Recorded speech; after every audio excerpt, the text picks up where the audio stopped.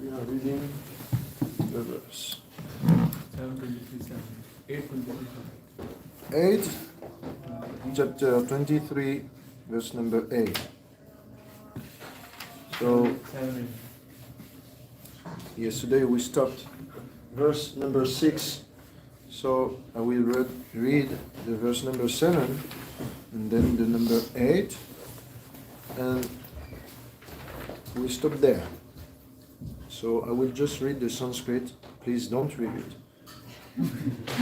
Yatpada padma makaranda nishevanena pramadaya sharanadashnuvate vibhutihi kasmadvayam kushritaya karayonayaste dakshinya drishti padavim bhavata pranita. Translation: Oh, supreme shelter of everyone, great personalities like Brahma enjoyed their perfection simply by tasting the honey of rendering service at your lotus feet. But as for us, who are all rogues and debauchees, born of an envious family of demons, how have we received your mercy? It has been possible only because your mercy is causeless. The verse number 8.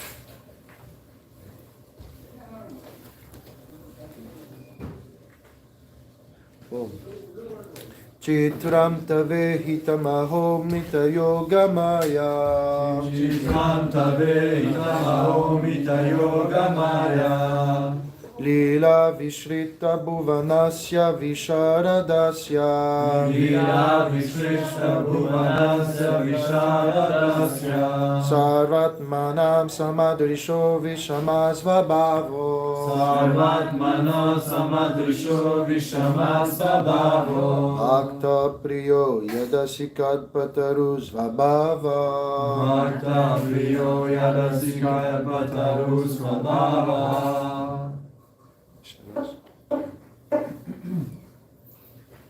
Chitram tave hitamaho mita yoga maya. Chitram tave hitamaho mita yoga maya. Lila vishrishta bhuvanasya visharadasya. Lila vishrishta bhuvanasya visharadasya. Sarvatmana samedrisho vishamasvabhavo. Sarvatmana samadrisho vishamasvabhavo. Bhakta priyo yadasi kalpataru svabhava. Bhakta priyo yadasi kalpataru svabhava. Srimad Radha Parisisvara Jagannath Subhara Sudarshan Chakra ki jai. Chitram tavitam ahomita yoga maya. Chitram tavitam ahomita yoga maya. Lila visrishta bhuvanasya visharadasya. Lila vishishta bhuvanasya visharadasya. Sarvatmana samadrisho vishamasvabhavo. Sarvatmana samadrisho vishamasvabhavo. Bhakta priyo yadasi kalpataru svabhava. Bhakta priyo yadasi kalpataru svabhava. Chitram tavehitam ahomita yoga maya. Chitram tavehitam ahomita yoga maya. Lila vishishta bhuvanasya visharadasya. Lila vishishta bhuvanasya visharadasya. Sarvatmana samadrisho vishamasvabhavo. Sarvatmana samadrisho vishamasvabhavo. Bhakta priyo yadashi kalpataru svabhava. Bhakta priyo yadasi kalpataru svabhavo. Vaishnavis? Chitram taveditamaho mita yoga maya. Chitram taveditamaho mita yoga maya. Lila vrishishta bhuvanasya visharadasya. Lila vishishta bhuvanasya visharadasya. Sarva mandir sama samadrisho vishama svabhavo. Sarvatmana samadrisho vishama svabhavo. Bhakta priyo yadasika pataru svabhavo. Bhakta priyo yadasika pataru svabhavo. Okay, word for word. Chitram, very wonderful. Tavaitam, all your activities. Aho, alas. Amita, unlimited. Yogamaya, of your spiritual potency. Lila, by the pastimes. Vishrita Bhuvanasya, of your lordship, by whom all the universes have been created. Visharadasya, of your lordship, who are expert in all respects. Sarva Atmana, of your lordship, who pervade all. Samadrisha, and who are equal toward all. Vishama, without differentiation. Vabhava, that is your characteristic.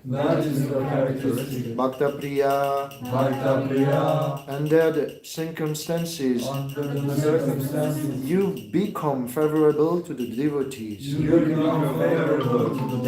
Yat, because Asi, you are.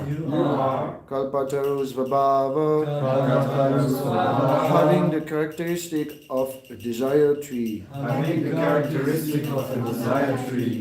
Translation, by His Divine Grace, Aishalan Aravinda, Bhaktivedanta Swami Prabhupada. Oh my Lord, your pastimes are all wonderfully performed by your inconceivable spiritual energy, and by her perverted reflection, the material energy.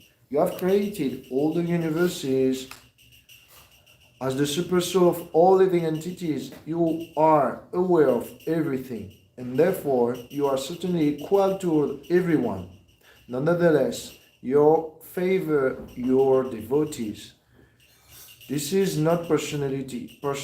However, for your characteristic is just like that of a desire tree, which yields everything according to one's desire. Purport. The Lord says in Bhagavad Gita 9:29, Samoham sarva bhuteshu namedveshu stina priya yebachanti tumam bhaktya maiteshu chapyam. I envy no one, nor I am partial to anyone. I am equal to all. But whoever renders service unto me in devotion is a friend, is in me, and I am also a friend to him. The Supreme Personality of Godhead is certainly equal toward all living entities, but a devotee who fully surrenders at the lotus feet of the Lord is different from a non-devotee.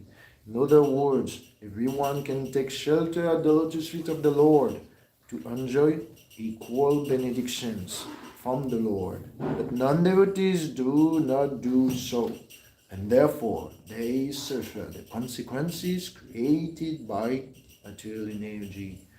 We can understand this fact by a simple example. The king or government is equal to all citizens. Therefore, if a citizen capable of receiving special favors from the government is offered such favors, this does not mean that the government is partial. One who knows how to receive favors from the authority can receive them, but one who does not neglects these favors and does not receive them. There are two classes of men, the demons and demigods. The demigods are fully aware of the Supreme Lord's position, and therefore they are obedient to him. Even if demons know about the supremacy of the Lord, they purposefully defy his authority. Therefore, the Lord makes distinctions according to the mentality of the living being. Otherwise, he is equal to everyone. Like the desire tree, the Lord fulfills the desires of one who takes shelter of him. But one who does not take such a shelter is distinct from the surrendered soul. One who takes shelter at the lotus feet of the Lord is favored by the Lord, regardless of whether such a person is a demon or a demigod.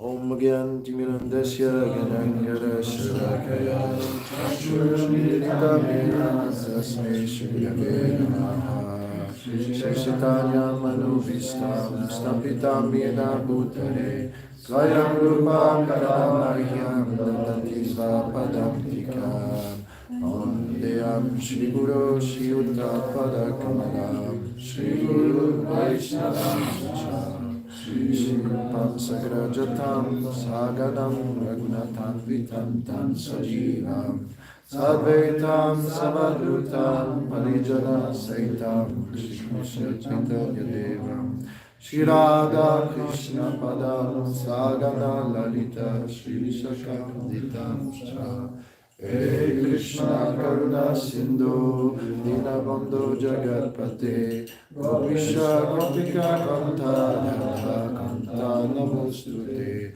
Tata Kanchana Gaurangi Radhe Vrindavaneshwari Vishahanu Sute Devi Pranamami Hari Priye Vansha Garvadaro Yasha Kripa Sindhu Vyaivacha Patitanam Pavanabhyo Vaishnavebhyo Namo Namaha Shri Krishna Chaitanya Prabhu Nityananda Shri Advaita Gadadhara Shivasari Gaura Bhaktavinda Hare Krishna Krishna Krishna Hare Hare Hare Rama Rama Rama Hare Hare. We read again one more time the verse. O my Lord, your pastimes are all wonderfully performed by your inconceivable spiritual energy and by your perfected reflection, the material energy. You have created all the universes as the super soul of all living entities. You are aware of everything and therefore you are certainly equal toward everyone. Nevertheless, you favor your devotees. This is not partiality. However, for your characteristic is just like that of a desire tree, which yields everything according to one's desire. So this is Prahlad Maharaj who is speaking and supporting the statement of Pali Maharaj just before in the verse, I think, number 2 of this chapter. You can go there and show.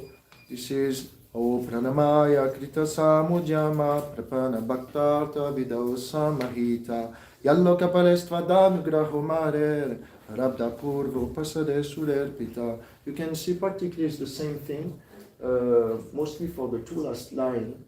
If you go on the second part of this verse, then yagaloka palestvadam grahomare. Pali Maharaj says that which you have given to the demons today has never been bestowed before, even to the demigods. So here Bali Maharaj, but just before, actually underline the equality, the disposition of the Lord, equal to everyone. And he put emphasis on the fact that despite that Bali, coming from a great lineage of Asura, from Diti, you still give me mercy. And that mercy is even higher than mercy received by the Suras, the demigods.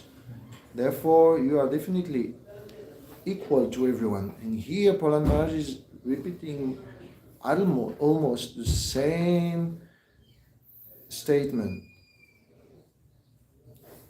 certainly you are equal to everyone. Thus, Prabhupada will also in this purport repeat and explain on that fact that actually Krishna is ever well-wishing toward everyone. As a super soul, here it says also Samadrisha and Avishama. You are without differentiation, you are equal toward all. So is also ever waiting to bestow mercy. So in that way, we can say between you and Krishna, who loves the other first? Krishna definitely loved us first. And then we have to reciprocate. And even when we don't want to reciprocate, still Krishna is ever waiting for us to turn to him. This is the merciful aspect of the super soul. It's like in the material world you have many divorce for many reasons and in a lifetime. And it's not even lasting for a few years. But here Krishna is staying with us, not divorcing from many lifetimes. So what to speak of how he's attached to us. He loved us first, but he is more attached to us than we can ever imagine. He's ever trying in this world to make plans for us to become inclined to him. Not for his benefit, but for our benefit. So it's not, interested from his part. It's like when we are in book distribution. Beyond the fact to do scores, there is the fact that we want to please and help people. And for that, we may cheat them. Like Vamana cheat Bali Maharaj for his benefit. But we know in book distribution, okay, I may be cheating him, but actually it's for his benefit. So sometimes devotees, they say we are like agent of Vamanadev. We put 1 foot in your life and then we take everything and then you have to surrender. It's like a mafia, you know? But it's a positive mafia. So the super soul is ever waiting for us to respond, ever tolerating our offenses. Sometimes when you go to the street, you meet Christians and they curse you to, burn for hell eternally. You heard that. And it's like their conception of God is never forgiving. But our conception of the Lord is ever forgiving. It's totally at odds, That's totally opposite. Our Lord, our Krishna, our Vamanadev and so on are ever trying to do the good for everyone. Be it you believe in them or not. But the conception of other tradition are the Lord is never forgiving you except if you surrender to him. So that's quite interesting in terms of reciprocation. But here, Krishna or Vamana is not even interested. He is ever patiently waiting for us to serve him. So ever well-wishing, ever waiting, and also ever wanting our intention, our attention. So here it says that the Lord is arranging our purification through the spiritual energy, Yogamaya, or through Mahamaya. Basically, both are merciful aspects of the Lord.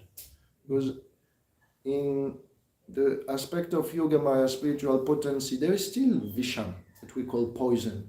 So there is still the poison of separation. There is still some disturbances in terms of being far away from Krishna. Krishna will leave on the morning, will come back in the evening. He has many people to visit, many places to wander, many cows to tend. We cannot expect to be every time next to him. But when he is leaving, then we suffer. So that's the poison It's not a good poison, because the relationship is non-fallible, it's perfect and not interesting. But in the material world, there is also poison. But the poison is meant to correct our mentality. In the same way that the fire of bhakti in the spiritual world is energizing our love toward Krishna, the fire of material existence is meant to guide us toward Krishna. So it's both fire, and both have the same purpose, to make us dynamic toward Krishna. So he's ever wanting us. Sometimes in ISKCON we may have difficulties with devotees, and we may try to remember that aspect of the Lord. He has ever forgiven us. He has ever waited for us. He has ever wanted us. Similarly, when we have difficulties between relationship in ISKCON, we should try to remember, I'm meant to be like that as well. So character development is like the most practically difficult thing in ISKCON. Because to deal with Krishna is somehow easy, because there is still some distances. But dealing with devotees, then especially when you are in ashram and temple life, then you have to cooperate. You are obliged to cooperate. And in those situations, you are forced to tolerate and to accept the difference and to be corrected. So you are never meant to turn the back to devotees, be they neophyte or not, be they offensive or not, because ultimately in this material world we are all meant to be called at one time or another toward Krishna. And we may take some distances with the devotees, we have some different aspiration. That does not mean we are not meant to cooperate for a higher purpose, the higher purpose of book distribution, Sankirtan, Harinam. Because if we are really equal toward everyone, then we are meant to also be well-wishing toward everyone. And Prabhupada will be pleased by this cooperation. What do you think? You think Prabhupada or Krishna will be more pleased if you distribute a lot of books but you don't behave nicely with the devotees, or if you behave nicely even though you don't distribute many books? What do you think? First option or second option? Second option, definitely. So our dealings needs to be super nice, and sometimes we may wonder, wow, I'm trying so much to distribute books, I'm trying so much to serve the devotees, but the reciprocation of Krishna is not there. It seems that I'm not doing the scores I'm supposed to do. So what is this? Krishna is maybe not favoring me. Maybe Krishna is partial. Maybe we can think like that. But actually, when you look at book distribution, you should take it as from a high view, because book distribution is one ingredient of a recipe. So sometimes, like Jananda Maharaj, we may not be hardcore book distribution, but we may inspire others to do so. Like Acharya, there is a devotee there who resided there a few years ago. He resided there. He's called Acharya. He was not distributing much, but his sincerity would make him go day by day, even if the scores was 0. He would be enthusiastic. And what do you think? That attitude was inspiring other book distributors to continue and to go on, whatever will happen. So if we are not meant to inspire devotees or to serve as much as we want through scores, maybe we are meant to inspire devotees and to serve in different ways, by pleasing others, assisting the Sankirtan, trying to be nice, cooperating. That we can do, we can ever do. So Krishna is still definitely equal to us. He has maybe not given so much ability in chanting. For example, my karma will not be to have a good voice. Let's say. That will be difficult to change, isn't it? But I can still participate. I may not take the lead, but I can still participate and then joyfully and sing in the chorus. For example, we have Krishna Kripa. He's coming often here. He has not the best voice. He's not the best rhythmically, let's say. But his dedication is inspiring others because we can see his purity and his character is there. So in that way,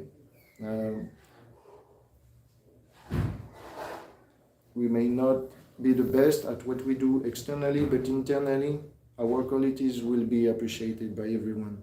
So it's not that we are limited. Krishna is equal to all. And our sincerity, our bhakti will please the devotees in any way. It will be recognized and Krishna will reciprocate. So here you see Vamanadev. He obliged Bali Maharaj to surrender. But let's say Bali Maharaj was quite forced to surrender, isn't it? It was not, his intention first. So, we can broadly categorize surrender into two ways, active and passive. The way to surrender of Bali Maharaj was more like, okay, I accept whatever is done to me. It's like that, like Draupadi basically. In that way, this is one way to surrender. And there is another way also to surrender in more active way, when Krishna wants not only that we accept what he does to us, to what he wants to do through us. So this is like Arjuna on the battlefield. Arjuna was not supposed to be, okay, I'm surrendering on the battlefield, Krishna, I accept everything you do. If I have to be killed, I will be killed. Let the war be decided. No, Krishna said to Arjuna, no, you put on your arms, you take your bow and you shoot arrows, That's what I want from you. So, in that way, we are meant to surrender in two different ways. Sometimes in accepting the things on us, and sometimes doing the things that are expected from us. And that Krishna will do that to everyone. Will force us progressively to surrender in those two ways. So sometimes when you are in book distribution, I guess you have to accept, okay, today I've tried my best and my score is really bad. Hare Krishna. I will continue.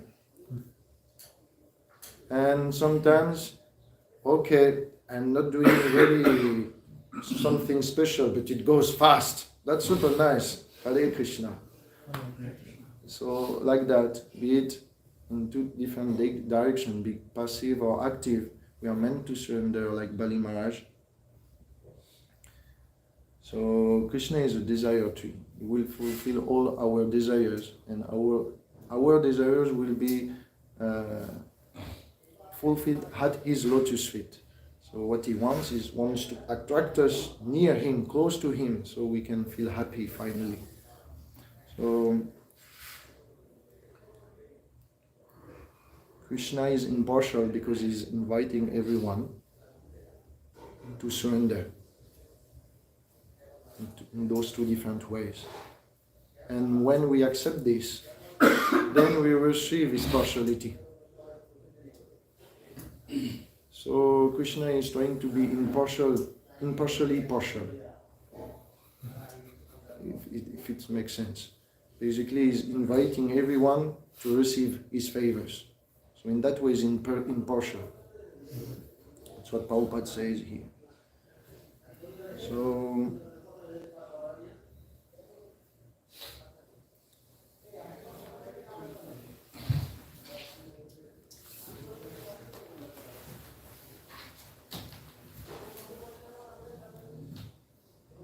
Yes, I guess if I have to close, I will say this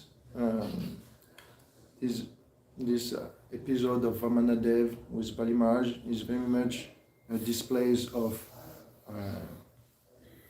great mercy from the Lord, because not only Bali Maharaj was invested with bhakti, with glories, not only he received now the Lord at his doorstep as a servant, as a doorkeeper, but not only that, but he is meant to become the next Indra. So sometimes Krishna may not give us opulence immediately, but by serving him, it will naturally come. Similarly here, Krishna took everything away from Bali Maharaj, but it's to give him more afterward. In time, in due course of time, Krishna will reciprocate our sincerity. That's like that. And you have to understand also a great lesson from this pastime is that Bali Maharaj did not by himself surrender. He had the support of other devotees. The one who pleaded for Bali Maharaj's causes is Brahma. When Brahma intervened, he said to Vamanadev, maybe you should calm down, he's a good guy and he wants to surrender, maybe you should release him. So Vamanadev said, okay, I can do that, I will bless him. But he had received the support of the devotees. So as long as we are close to Krishna, as long as we are cooperating with devotees, as long as we are sincere, then we will receive the mercy of Krishna in different ways, not always as we want, but always as we need. So that's the end of today. If you have any question, please. Yes, Yashmatinam. Hare Krishna, thank you so much for the lecture. Is it so, to confirm, is it so that in this lifetime, in this material life, as a conditioned soul, if we, Krishna takes everything away from us in this material life, and if we detach from this material world, is it then that we actually gain eventually in the spiritual world the most benefit? You talk about detachment, no? Krishna taking away also in this lifetime. Yes. That is that aim towards us being free, so to say, for the spiritual world, to accept the spiritual nature. So the question is,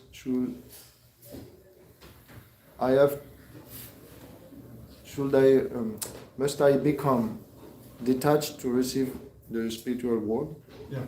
Yes. So the question is detachment is an obligation to become spiritually advanced and to receive moksha and eternally serve the Lord? That's the question. Well, actually detachment is a byproduct of bhakti, but it also says, Krishna said to Brahma, Gauranga said to Chaitanya Mahaprabhu said to Raghunath Das Goswami, detachment is my heart. And Krishna is saying as well in Bhagavad Gita to Arjuna, there is no yoga without controlling the senses and the mind. What we call yoga is controlling the senses and the mind, Krishna says in the Bhagavad Gita. So even though it's a byproduct, we have to actively manage our detachment toward material desires. Should be careful. It's not that because it's a byproduct and it will automatically arise, I should not pay attention to material desires and material activities and so on. So both should be there. And the proper way to be detached in Krishna consciousness is Nanirvino nati shakto bhakti yoga siddhidaha. Since in the 11th canto, the one who will attain perfection in bhakti yoga will be one who is not nor too attached nor too detached. So there is a middle way. Not too attached, because then I will start to fall astray and my devotional time will be reduced by material desires and activities and so on. Not too detached, because I will not be able to engage properly what Krishna wants me to engage in this world. So we want to be the perfect instrument. Then we have to be like Arjuna. Nimittamatram bhava sarya sachin. Become my instrument. You have to accept the kingdom that I gave to you, even though you want to go to the forest and be detached. You have to accept to kill your relatives, even though they are my devotees. All this you have to do. You have to accept the wealth, and you have to be detached of those you like. Just to add to that, Prabhu, I think Krishna also says that you have to do karma from morning to evening, even getting up, breathing in, breathing out. That's also karma. Yeah.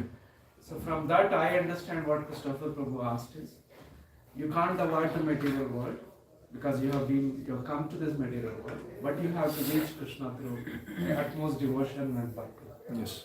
That's what I understand. Yes. We cannot stop acting, so those actions should be engaged.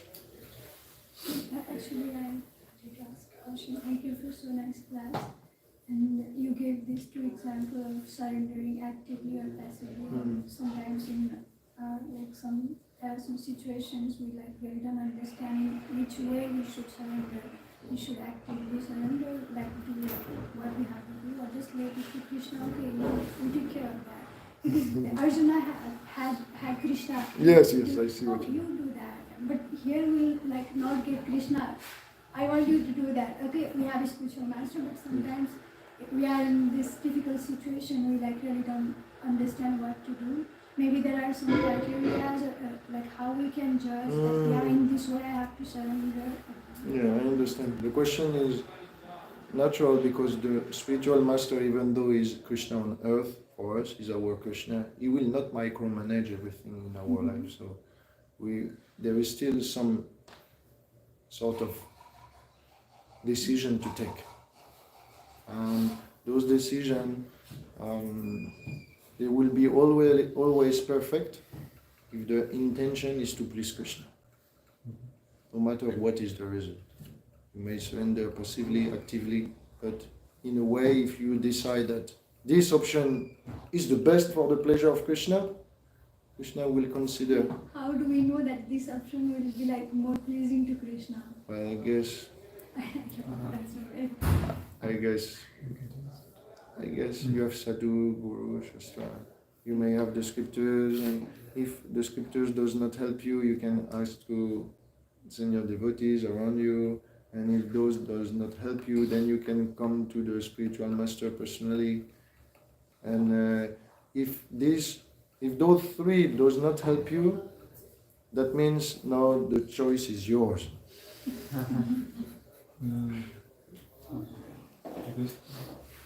Yes. Maybe you always have to make a choice. Yes. Not someone who can go see Guru Sadhu Shastra. They will not force us to do. Yes. Yeah, sometimes the spiritual master will say, you have to decide. You are now, mature. So you have to decide what you can do best. And if you are really sincere, then the best will come out of it. Krishna is obliged to reciprocate your sincerity. Hare Krishna.